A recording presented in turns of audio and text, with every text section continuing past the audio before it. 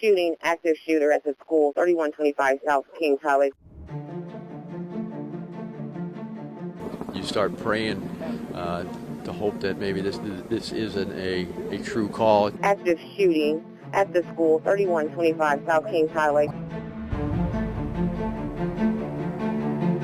We have been following breaking news here in the city of St. Louis. Reports of a shooting at a school. That school is Central Cvpa High. There was no moment that I didn't think that it would be my last day. All I hear was screaming, loud screaming. He pointed the gun at them and it jammed. The babies, the children, they didn't do anything. They didn't do anything. I remember saying out loud, why? Why? Out over and over. I was just, why us? Why would somebody do this? I've seen students and family, searching for each other right now. I mean, in tears. A lot of people are really scared right now. Our children shouldn't have to experience this. I'll be the first to say, of course I have 1,000 questions. First one being, why my baby? We found police records that show officers went to the shooter's house days before the tragedy at Central Cvpa. Could it have been prevented? So we still have a lot of questions that haven't been answered. According to police, his family had become so concerned about his mental health that they had tried to take guns out of his hands. They've done everything that they could possibly have done, but sometimes that's not enough.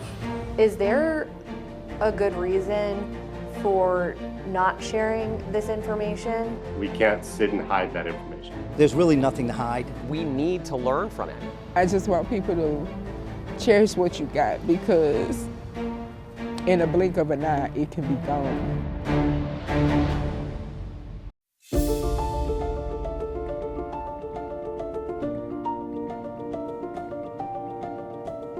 Families shattered, students and teachers traumatized, and 1 year later, still many questions left unanswered. I'm Lauren Traeger. And I'm Susan Elcory. Tuesday marks 1 year since a former student opened fire inside the shared South City campuses of Central Visual and Performing Arts High School and the Collegiate School of Medicine and Bioscience.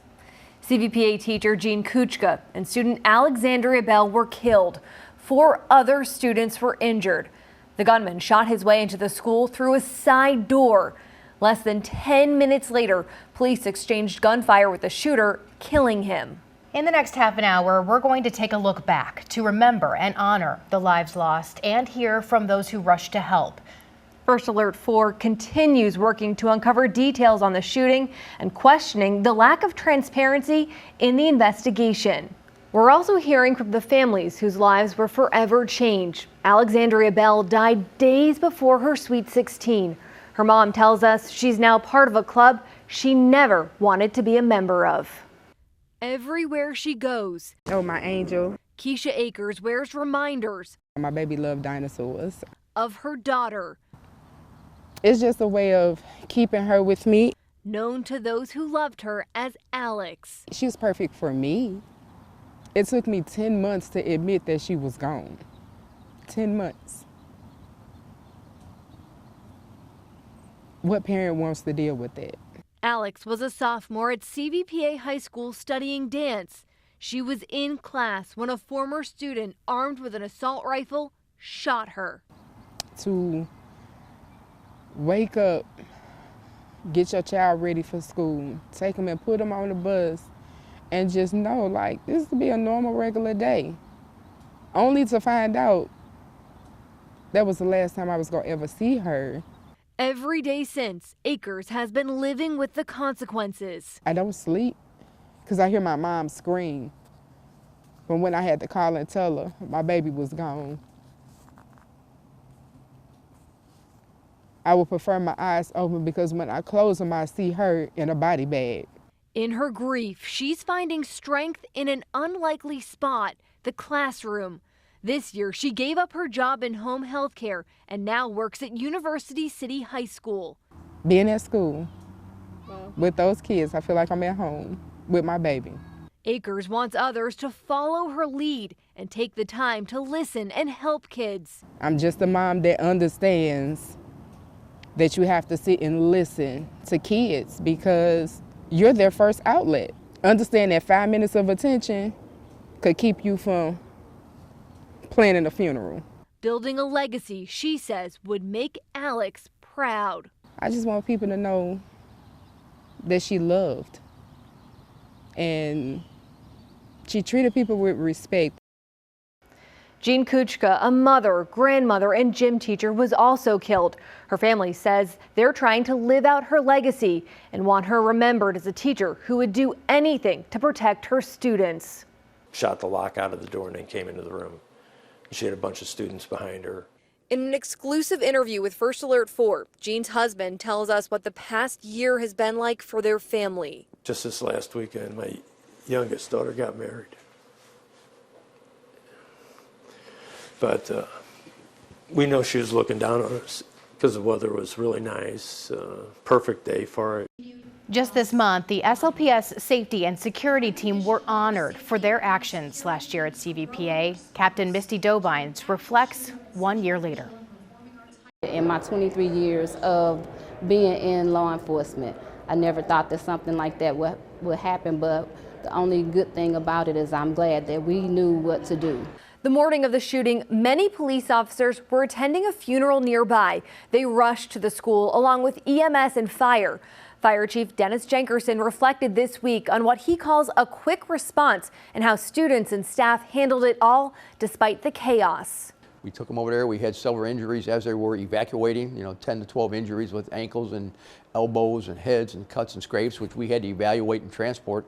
As you can imagine, they were just, to say they were upset is not the right word, but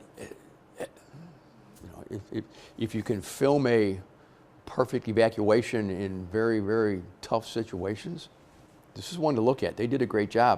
He says it was a day they had trained for, but one that will be in the back of his mind forever. Many credit the heroism of other first responders who eliminated the threat that day. The shooter was killed on scene. Coming up, we're going to look deeper into his background as questions about how he got the gun remain. And nearly a year later, the public has not seen video from inside the school that day. Experts say it could illuminate lessons learned for the future. So why hasn't it been released?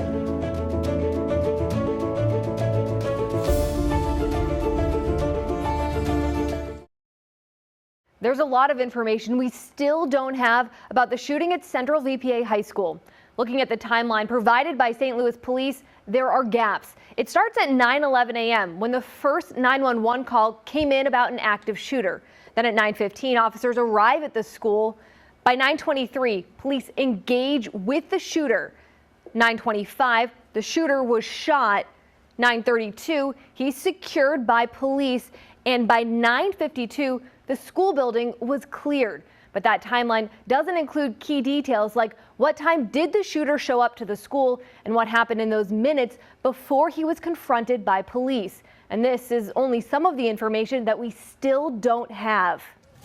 Let's go! Rushing through classrooms. Metro Police, open door! Nashville police give a view inside Covenant School, searching for the shooter who killed a custodian, 2 teachers, and 3 young students. Within a day, police shared body camera and surveillance video along with details about the shooter. Back up, back up, back up, back up. In Louisville, Kentucky, a bank employee with an assault rifle killed 5 coworkers, then turned the gun on police. One day later, the department released body camera, pictures of the gunman, and a timeline. Get going, get moving! At an outlet mall in Allen, Texas, an officer runs towards the sound of gunshots, firing at a shooter who just killed 8 people. Police, I got him down. It took 2 months to release a minute-by-minute timeline and body camera. All 3 are attacks this year by heavily armed shooters, where police showed quick turnarounds on transparency. Active shooter at the school. Last October, a former student shot his way into a South City high school, killing 61-year-old health and PE teacher Jean Kuchka. She laid down her life for her students. And 15-year-old Alexandria Bell. I was in the midst of planning her Sweet 16. A day later, police shared pictures of the gun and ammunition. But a year later, much of that day remains a mystery. No video's been released, the police timeline isn't complete, and there's little information about the 19-year-old shooter. Could it have been prevented? So we still have a lot of questions that haven't been answered. Without knowing what worked and what lessons were learned, it's leaving growing concerns about classroom safety. We're missing an opportunity to keep students safe. David Reedman started the K-12 shooting database, tracking attacks on schools nationwide dating back to 1970. School security plans are being based on assumptions and old information. He questions if other schools could learn from the St. Louis attack because of how students acted. We like, how can we get down? How can we get down? Telling us they jumped from fourth-floor windows to escape. Do we want to lock down the building and have students stay in classrooms? Or do we want students who are able to get away from the building as quickly as possible? Active shooting. For months, First Alert 4 Investigates has been pressing for answers. The school district, FBI, and police department all denied our requests for video. 3 publicly funded agencies that won't release public records. From police, we have a thread of messages being told it's an open investigation and later denied until the final report is completed. You don't need to wait on the full report to release best practices and lessons learned. We took those concerns to Police Chief Robert Tracy months ago. Why do you think it's a good idea to continue to keep the public in the dark? You know, you come into different states, different rules, different litigation of what we need to do. I could take a look at that. We never heard more, and he wouldn't do an interview. How are you doing today? Instead, we caught up with the chief at a town hall. There's really nothing to hide. You know, like, we don't hide anything. We're transparent. But we want to make sure that investigation's done thoroughly. In a year, do you think it's too long? Should we be doing it faster? Well, we'll get this out, and then anybody that's calling up, we talk to all the schools. Tracy confirmed he's using video from the shooting to train officers. I think you should see it, and you should see it sooner than later. Months before the St. Louis school shooting, a gunman at a Uvalde, Texas elementary school killed 2 teachers and 19 students. It took weeks to release video revealing how officers waited more than an hour to enter the classroom being attacked. Please put your gun down, sir. Now a glaring example of why transparency matters. Alexandria Bell's mom, Keisha Aker, says she's seen the video. Nobody wants to relive this. It's bad enough that this year has been a hell of a year. She'd only want to share the response if it could help save innocent lives. I don't want nobody to join the club that I'm in. Nobody needs to be in it. Nobody. Nobody wants to. I don't even want to be in it. 19-year-old Orlando Harris was the person behind the horrible act that day. Police say he'd been planning the attack for months. He was a former student. According to police, his family had grown so concerned about him. They had tried to get guns out of his hands, but to this day, we still know very little about his mental health issues or his access to guns, despite First Alert 4 even going to court to seek answers. Did the shooter have any prior criminal record or prior history that may help explain why he did what he did? Dan Shelley of the Radio Television Digital News Association says the public has a right to know about a school shooter's past. Is there an ongoing threat because of some potential lapse in the system that allowed this individual to possess a firearm, first of all, have access to the victims, and then kill and wound as many people as possible? The public needs to know that information so that it can better protect itself against future mass shootings. It was because of those questions, News 4 filed a petition in St. Louis City Court seeking Orlando Harris's previous civil commitment records that might shed light on his state of mind and what the system did to prevent him from harming himself or others. Missouri law states those records are to be kept confidential unless good cause can be shown for their release. The St. Louis Post-Dispatch joined KMOV in arguing the records should be made public, but a local judge disagreed, denying access to the records under the law, saying that media and general public should not access them, something with which Shelley disagrees. And because in this case the individual is deceased, then his or her medical records may very well be directly related to the outcome here and therefore should be made public. The shooter reportedly left a manifesto of sorts, a handwritten note, which police said read in part, quote, "I don't have any friends, I don't have any family, I've never had a girlfriend, I've never had a social life, I've been an isolated loner my entire life. This was the perfect storm for a mass shooting." Outside his home the day of the shooting, we saw federal agents gathering evidence there. And now, eerily, that blue car that he drove to the school that day is still seen prominently in front of his family's home in a Google image. We have attempted to talk to Harris's family a number of times throughout the last year, including delivering a letter to ask for their thoughts to include in this special. They have never responded. Harris carried 600 rounds of ammo and this gun into the school that day. But how did he get it, and should he have had it at all? Plus, preventing future devastation. What's changed in the unthinkable scenario that something like this could happen again?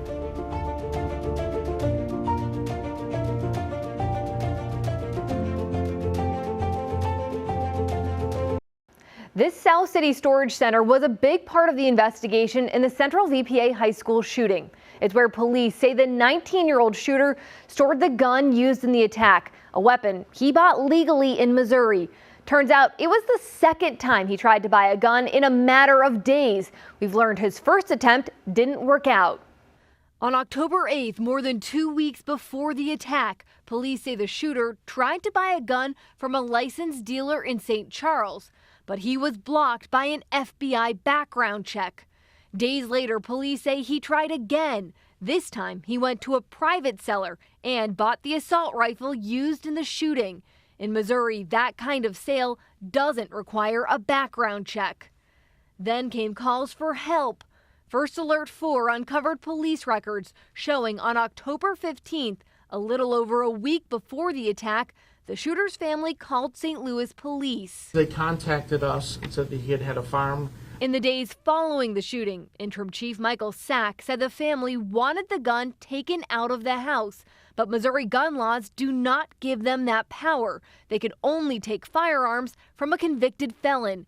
If officers had seized the gun, they could be fined $50,000. The officers in their response handed it over to somebody else, an adult who was lawfully able to possess it. Police haven't said who that adult was, how the shooter got hundreds of rounds of ammunition, or how he got his hands back on the gun. I've got to give credit to the family. They made every effort that they felt that they reasonably could, and I think that's why the mother is so heartbroken over the families that paid for his episode. Police records show in all, officers were called to the shooter's house at least 6 times. Twice in July 2022, once for an accident, the other for a suicide attempt. In 2021, police were called to the home 3 times, including for something involving a weapon. Another was for the crisis response unit, officers trained to handle mental health calls. In the years since, St. Louis police have put nearly every single one of their officers through active shooter training. Police tell us they are working on updating that training right now and plan to have another training exercise in the near future. The fire department said they just retrained again last month. Chief Jankerson says Cvpa should be a reminder to parents as well to talk to their children about school safety. You know, something as simple as when you walk into the classroom, you know, where are the closets? Where are the hiding spaces? Where are the windows? Now you see almost any school I go to now, you see the numbers of the classroom on the outside. And St. Louis Public Schools say they've also made changes, spending $2.5 million more on their security to upgrade some of those safety systems, including replacing more than 160 doors and installing additional cameras and intrusion alarm systems. They have also hired 30 additional security guards for the entire district. And of course, the families of the victims tell us they thought they would never have to live through this, but they do want to prevent anyone else from having to experience it. We'll have their final message coming up. The families and the survivors that we've spoken to really want to use the lessons learned here to prevent another tragedy. And some of that, they say, can only come if we have more answers about what happened. And something that stands out, when we talked to Alex Bell's mom, she said she feels for the shooter and understands he was hurting and didn't know how to deal with what was going on in his own head. Consider that, she says, and get help for your mental health and hold your kids close. As she tries to move forward now a year later, so can we in the much smaller moments in life. In some light, I'm showing a kid how they can fight through something else. If Miss Keisha can go and she lost her baby, I just had a bad day with my mom. I could go back and we could start over. I can do this. I would give my own life to have my baby back. I would, but I know that's not possible.